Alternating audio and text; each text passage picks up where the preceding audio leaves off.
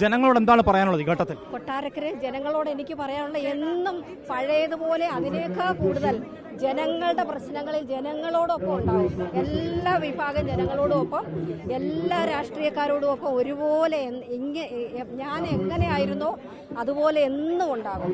അവസാന ഘട്ടത്തിൽ സംസാരിച്ചപ്പോൾ വക്കീൽ ഓഫീസിൽ ഒതുങ്ങിയിരിക്കേണ്ട ആളല്ല ഐഷ പോറ്റി എന്ന് പലരും പറഞ്ഞു എന്ന് പറയുന്നു. അങ്ങനെ പറഞ്ഞായിരുന്നു എന്നോട്. എൻ്റെ അഭ്യുദയകാംക്ഷികളും കുറേ റിട്ടയർഡ് പ്രൊഫസർമാരൊക്കെ ഓഫീസിലൊക്കെ വരും.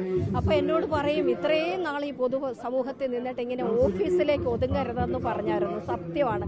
അങ്ങനെ എന്നോട് ഒരുപാട് ഉപദേശിച്ചാണ് ഞാനൊരു തീരുമാനത്തിലേക്ക് വന്നത്. മണ്ഡലത്തിൽ നടത്തിയ പല പ്രവർത്തനങ്ങളും ഉണ്ട്. അങ്ങയുടെ മണ്ഡലം നടത്തിയ ആ പാർട്ടി പരിപാടികളിൽ പോലും ക്ഷണമുണ്ടായിരുന്നില്ല. ഞാൻ കുറ്റം പറയാൻ ഇഷ്ടപ്പെടുന്നില്ല. എനിക്കില്ല, നിങ്ങൾ അന്വേഷിച്ചാൽ മതി. ഞാൻ അതിന് ഒരാളെ കുറ്റം പറയുന്നില്ല. അതൊക്കെ അവരവരുടെ തോന്നലാണ്. അത് നിങ്ങളെല്ലാം കണ്ടാൽ മതി. ഞാനതിലൊന്നുമില്ല. എന്ത് ഞങ്ങൾ ചെയ്തു 2006 മുതൽ 2021 വരെ എന്തുണ്ടായിരുന്നു, 2006 എന്തുണ്ടായിരുന്നു, 2021 ശേഷം എന്തുണ്ടായിരുന്നു എന്ന് നിങ്ങൾ തന്നെ നോക്കിക്കോളൂ. എല്ലാ ചാനലുകളിലും ഉണ്ട് അതിൻ്റെ വികസനങ്ങൾ, പ്രവർത്തനങ്ങളെല്ലാം. അത്രയേ ഉള്ളൂ. ഞാൻ എന്നും ഇങ്ങനെ തന്നെ ആയിരിക്കും. എല്ലാ മനുഷ്യരോടും, എനിക്ക് എൻ്റെ സഖാക്കളോടും ഭയങ്കര ഇഷ്ടമാണ്. 2021 ഒടുവിൽ തിരഞ്ഞെടുക്കപ്പെട്ടപ്പോൾ സഖാവ് പാർട്ടിയോട് ആവശ്യപ്പെട്ടിരുന്നോ? ഒരു മന്ത്രിസ്ഥാനം ആവശ്യപ്പെട്ടിരുന്നില്ലേ? ഞാൻ ആരോടും ഒന്നും ആവശ്യപ്പെട്ടിട്ടല്ല.